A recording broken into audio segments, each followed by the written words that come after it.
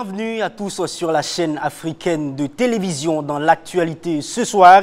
Le pouvoir exécutif malien est aux mains du Comité national pour le salut du peuple depuis ce mardi soir. Après un coup d'État contre le désormais président sortant Ibrahim Boubacar Keïta, le CNSP, dirigé par des militaires, appelle les populations à les rejoindre pour la création d'une transition politique civile.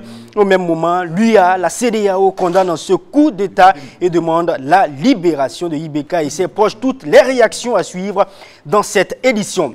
Les 7 pays les plus riches au monde prolongent le paiement des dettes des pays à faible revenu jusqu'en 2021. Décision intervenue compte tenu de l'impact économique de la pandémie du Covid-19. C'était en début de semaine à l'issue d'une réunion par visioconférence. La décision concerne près de 70 pays pauvres. Vous verrez plus de détails au cours de ce journal. La journée internationale de l'aide humanitaire se commémore en ce jour 19 août 2020. Une journée en faveur de nombreux travailleurs humanitaires qui ont perdu la vie en tentant de venir en aide aux communautés en détresse. Comment ces humanitaires s'y prennent-ils pour tendre la main aux populations vulnérables au Burkina Faso? Malgré un contexte sécuritaire difficile, pour cette journée, nous faisons un zoom sur les actions de Médecins du Monde France au Burkina Faso. Explication complète à suivre également dans un court instant. Voilà donc pour le sommaire et bienvenue si vous nous rejoignez. Une page de l'histoire se tourne au Burkina Faso. Fini les Ibrahim Boubacar Keïta qui s'est vu contraint de rendre sa démission. Le Comité national pour le salut du peuple tient désormais les rênes du pouvoir. Il a annoncé une transition politique qui sera donc dirigée par des civils.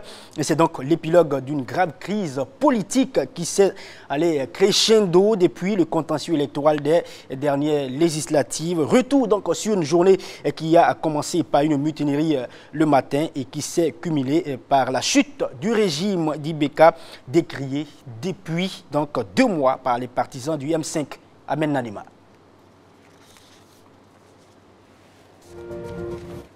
De son accompagnement au long de ces longues années, de la chaleur de son affection, vous dire ma décision de quitter mes fonctions, toutes mes fonctions à partir de ce moment. Et avec toutes les conséquences de droit, la dissolution de l'Assemblée nationale et celle du gouvernement. Sous le coup de minuit, à la télévision nationale du Mali, Ibrahim Boubacar Keïta annonçait sa démission, mais également la dissolution de l'Assemblée nationale. C'est ce que le M5 exigeait depuis le 5 juin dernier, à travers une mobilisation massive de Maliens en colère contre le locataire du palais de Koulouba. Mais il aura fallu un coup de force des militaires pour accélérer le cours de l'histoire dans ce pays en proie à une grave crise sécuritaire et politique. Ainsi donc, l'histoire se répète au Mali comme en 2012, un mandat présidentiel est écourté à quelques mois de son terme normal. Comme à cette époque, les auteurs du coup d'État sont des militaires venus de Kati qui abritent le camp de Soundiata Keïta, l'un des plus importants camps militaires du Mali, situé à 15 km de Bamako. Tout a commencé par une mutinerie. Très tôt ce mardi, des coups de feu tirés par des militaires en colère sont entendus. À la pression menée dans la rue par le M5, RFP, s'ajoute le coup de force militaire. Acculé, le régime d'Ibeka fait une offre de dialogue. Dans un communiqué, son premier ministre Boubou Cissé reconnaît que les mouvements d'humeur constatés traduisent une certaine frustration qui peut avoir des causes légitimes. Aussi appelle-t-il les mutins à faire taire les armes, affichant une volonté d'engager avec eux un dialogue fraternel afin de lever tous les malentendus. Un appel qui arrive bien tard puisque les soldats en colère investissent Bamako et ramènent avec eux à Kati les 2 têtes de l'exécutif que sont le président Ibrahim Boubacar Keïta et son premier ministre Boubou Cissé. Ibeka avait-il autre choix que la démission de ses responsabilités de chef d'État? Aux Maliens et Maliennes, il justifie sa décision par son attachement à l'intérêt supérieur du Mali. Si aujourd'hui, il a plu à certains éléments de nos forces armées de conclure que cela devait se terminer par leur intervention, ai-je réellement le choix? M'y soumettre? Car je ne souhaite qu'aucun sang ne soit versé pour mon maintien aux affaires. La grave crise institutionnelle. Un comité national pour le salut du peuple prend les rênes du pouvoir. Il va instaurer une transition politique civile pour laquelle la société civile et les acteurs politiques sont invités à s'y associer. Elle affiche sa volonté de mettre en œuvre l'accord politique avec la CEMAS et considère la MINUSMA, la force Barkhane, le G5 Sahel et la force européenne Takuba comme des partenaires pour la sécurisation du Mali. Nous, forces patriotiques regroupées au sein du Comité national pour le salut du peuple, CNSP, avons décidé de prendre nos responsabilités devant le peuple et devant l'histoire, d'assurer la continuité de l'État et des services publics. Cette lourde responsabilité ne s'accomplira pleinement qu'avec l'ensemble des forces vives de la nation. La société civile et les mouvements sociopolitiques sont invités à nous rejoindre pour ensemble créer les meilleures conditions d'une transition politique civile conduisant à des élections générales crédibles pour l'exercice démocratique à travers une feuille de route qui jettera les bases d'un Mali nouveau. Nous demandons aux organisations sous-régionales et internationales de nous accompagner pour le bien-être du Mali.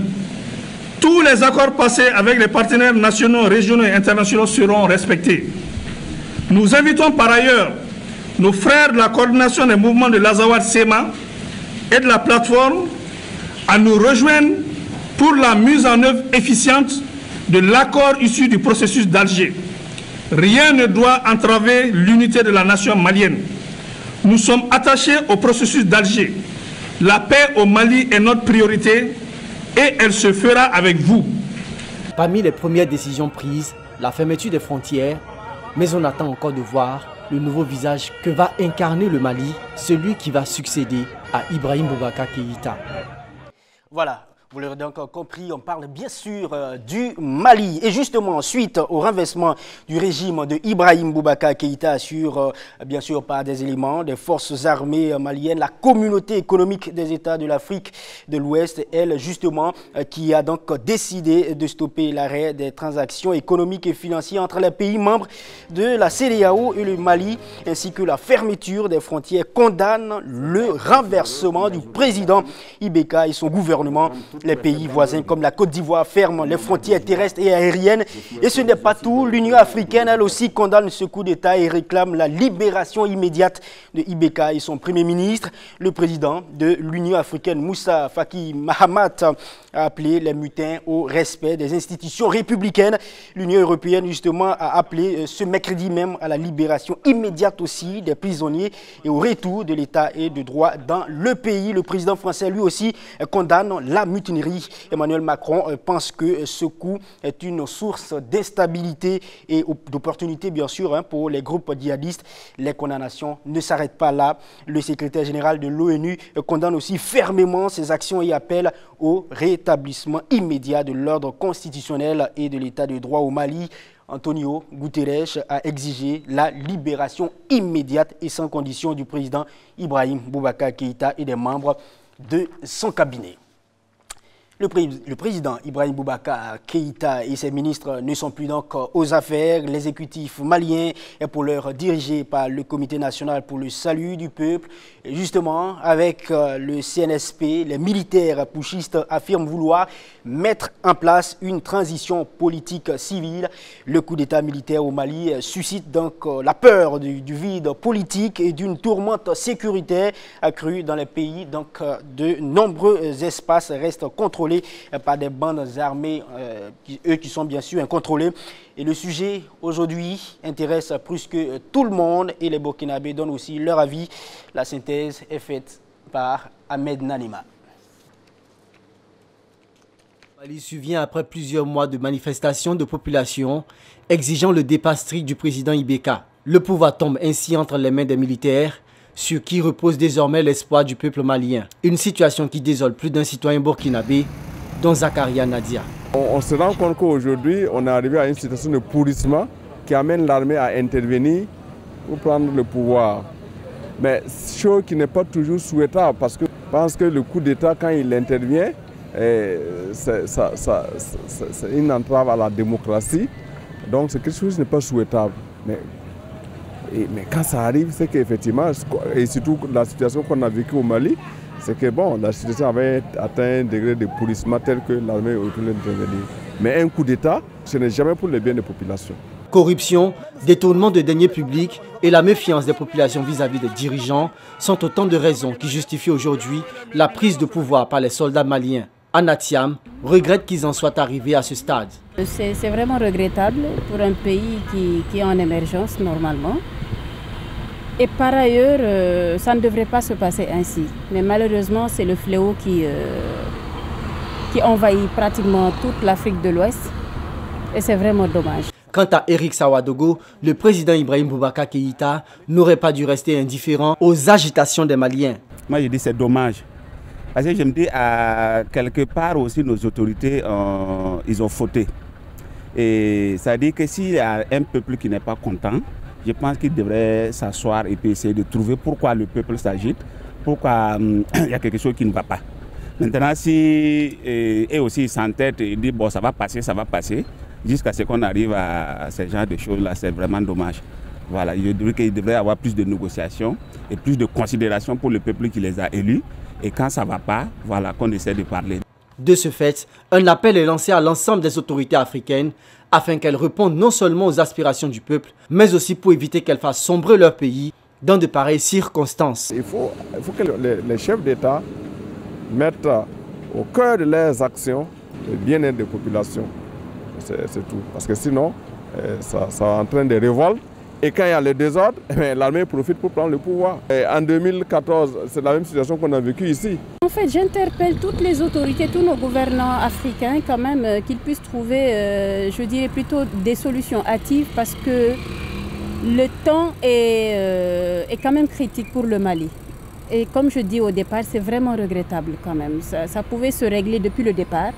Et malheureusement, à force de laisser traîner les choses, les conflits, c'est toujours cette issue qu'on a, dans plusieurs pays d'ailleurs. Interpellation est également faite à l'endroit des militaires afin de sauvegarder les valeurs démocratiques en Afrique. Maintenant, les militaires, ce n'est pas votre travail aussi d'aller tout le temps déloger les présidents. Voilà, c'est le peuple qui élit les présidents. Si ça ne va pas, à la prochaine élection, il ne reste même pas longtemps. Il fallait attendre que les élections arrivent et puis vous allez voter, sanctionner. Voilà, maintenant si vous vous levez avec des armes, aller tuer des autres pour pouvoir reprendre un pouvoir que vous n'allez même pas pouvoir gérer, ce n'est pas intéressant. De la crise politique au coup d'état militaire, le Mali reste toujours en difficulté face aux défis sécuritaires qui risquent d'être encore plus alarmants au regard de l'instabilité du pays.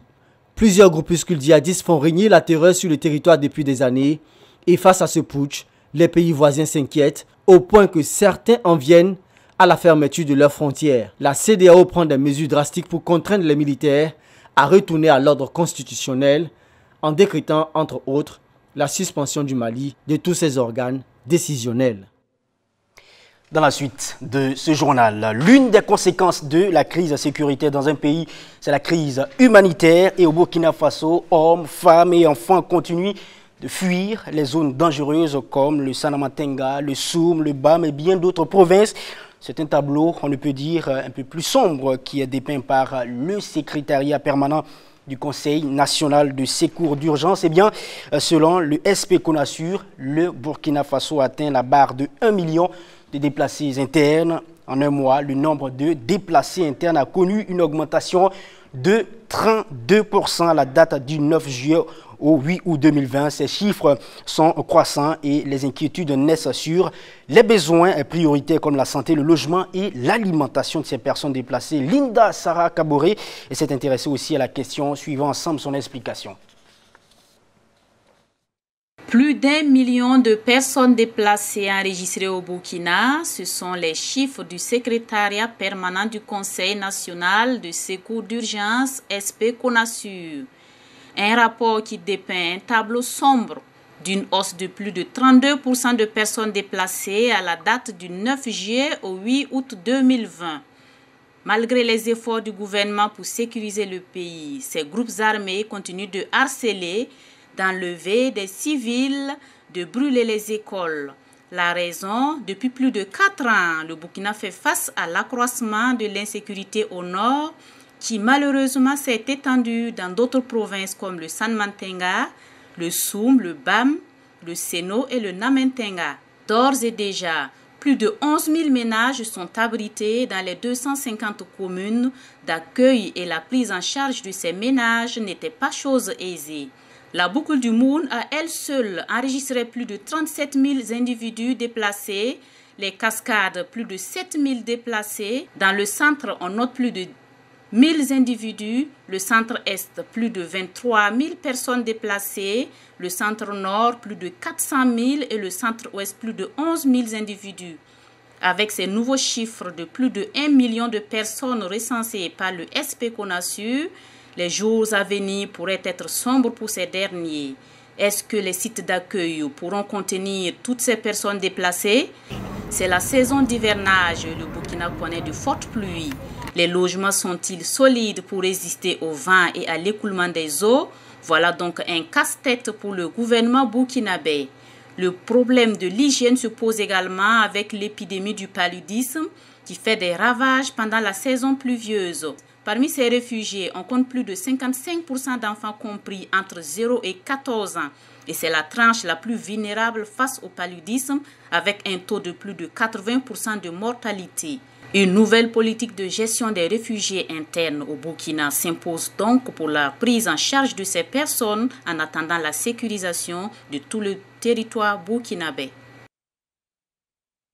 Et oui, c'est donc une réalité et justement c'est la raison pour laquelle les humanitaires se mobilisent à travers le monde pour venir en aide à ces déplacés. Et aujourd'hui, c'est le 19 août.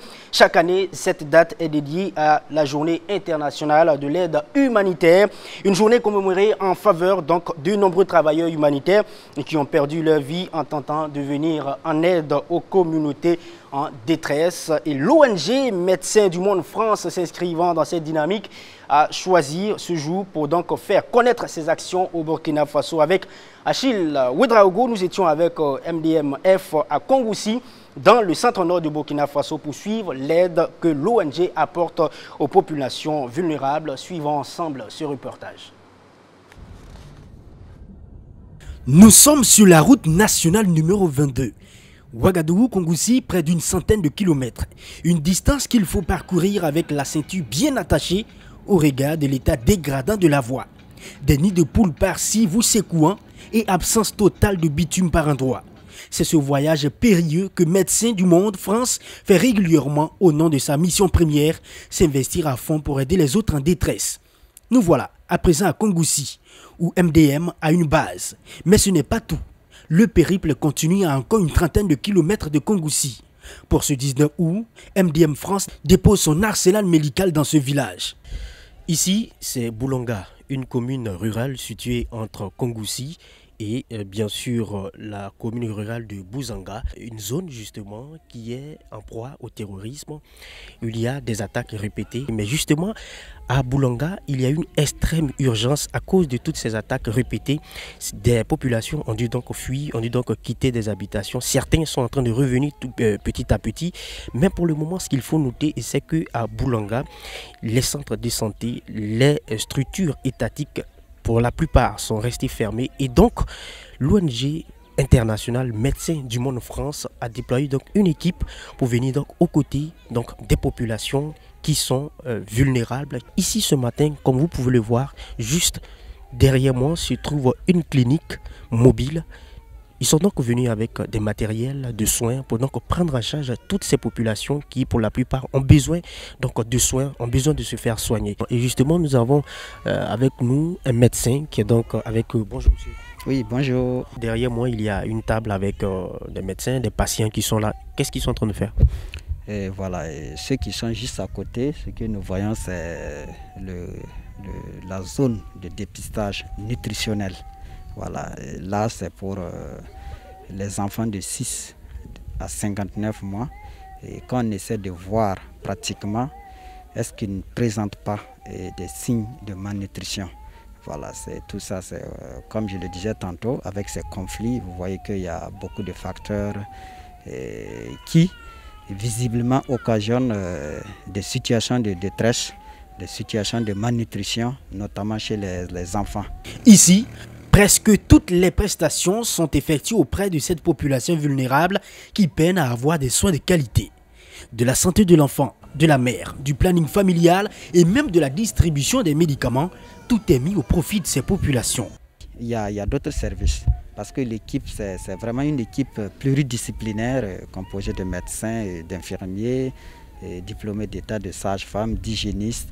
Ici, je peux dire que nous faisons toutes les activités de la maternité, sauf les accouchements. On fait la consultation prénatale, on fait la planification familiale, consultation post-nat des femmes enceintes malades. Même les femmes qui ne sont pas enceintes et qui sont malades, nous les traitons également. Il y a les désirs de grossesse aussi qu'on prend en charge. Actuellement, c'est la période du palu. Actuellement, c'est les produits contre le palu qui sortent le plus. Et puis, les anti-inflammatoires pour les entorses des vieilles personnes.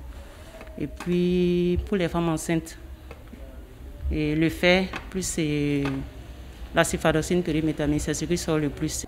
Il y a donc plusieurs cliniques mobiles qui se déplacent 4 fois dans la semaine sur les sites bien choisis. Nous avons 2 cliniques mobiles, mais chaque clinique mobile a 4 sites. Donc les sites ont été choisis en fonction du nombre de la population, mais aussi en fonction de la présence des personnes déplacées. L'autre critère du choix, c'est en fonction de la fonctionnalité de la formation sanitaire qui est dans la zone. Donc, ce qui fait qu'on a 4 sites pour la première clinique mobile qui se déplacent chaque jour de lundi à jeudi. Il y a même du suivi psychologique car les patients, pour certains, ont dû subir ou fuir des zones d'attaque. Je suis venu voir le CHI parce que je sens vraiment des cauchemars quand je dors. Je n'arrive pas vraiment à bien dormir. Donc je suis venu prendre quelques conseils. Sincèrement, j'ai vécu des cas parce que moi-même, j'ai été dans beaucoup de coins où j'ai vu vraiment des choses ignobles. Donc quand je suis revenu, je suis traumatisé. Toutes ces offres sont entièrement gratuites, de quoi satisfaire cette femme avec ses triplés. Maintenant que l'intervention est ici, elle arrive à avoir les soins facilement sans se déplacer. Donc pour cela, elle remercie l'intervention et le plus dur que ça dure pour qu'elle puisse élever ses enfants. Médecins du Monde France veut faire plus pour ces populations de la province du Bahama, mais ses actions se limitent à certaines localités comme Boulonga ou environnant à cause des attaques terroristes. L'ultime souhait est que le service sanitaire reprenne et ces zones soient beaucoup sécurisées pour continuer la mission. Nous souhaitons de tout nos vœux que les systèmes de santé reprennent et que toute la population dans le coin et les recoins ait accès aux soins de santé. Nous souhaitons aussi que les conditions d'accès pour apporter cette aide nous permettent d'aller jusqu'où se trouvent les besoins.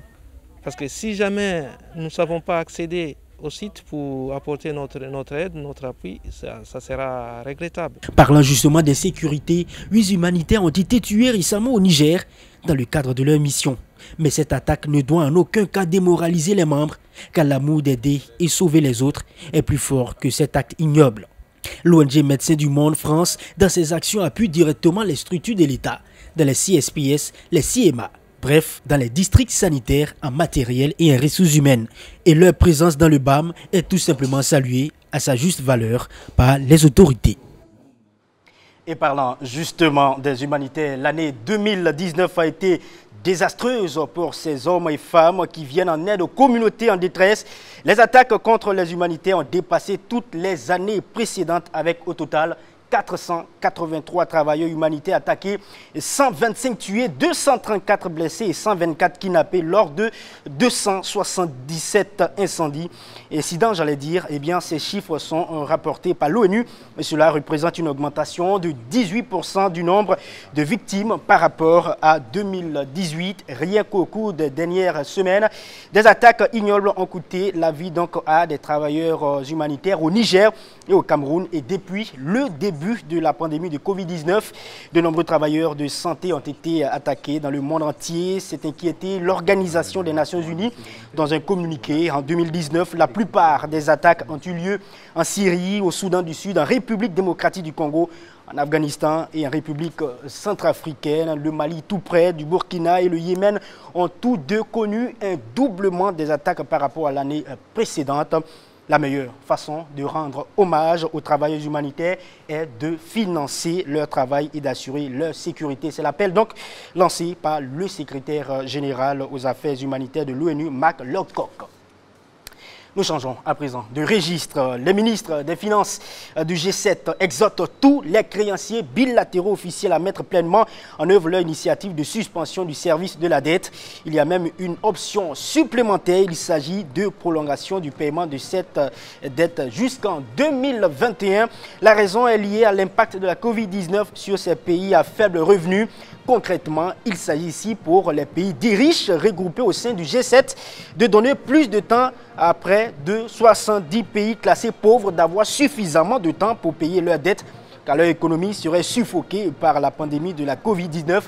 C'est le lundi dernier que les ministres des Finances du G7 ont pris cette décision à l'issue d'une réunion par visioconférence. Sachez qu'au 24 juillet, 41 pays avaient demandé une suspension du service de la dette dans le cadre de cette initiative. La vente illégale de parcelles, ça se pratique aussi en République démocratique du Congo, mais plus précisément dans le parc national de Virunga, un joyau naturel et touristique de l'Est de la RDC.